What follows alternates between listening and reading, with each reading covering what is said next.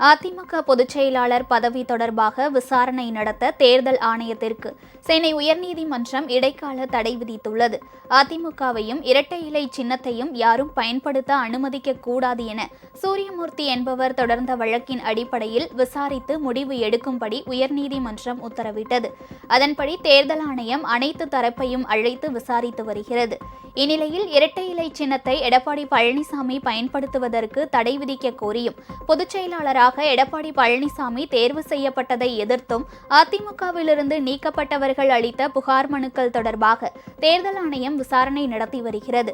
இதற்கிடையே அதிமுக பொதுச் செயலாளர் பதவி தொடர்பாக தேர்தல் ஆணையம் தடை விதிக்க கோரி எடப்பாடி பழனிசாமி சார்பில் உயர்நீதிமன்றத்தில் வழக்கு தொடரப்பட்டது.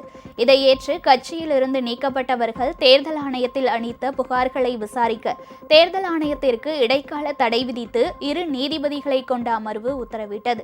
மேலும் எடப்பாடி பழனிசாமி மனுவுக்கு வரும் 27ஆம் தேதிக்குள் பதிலளிக்க தேர்தல் ஆணையத்திற்கு உத்தரவிட்டுள்ளது.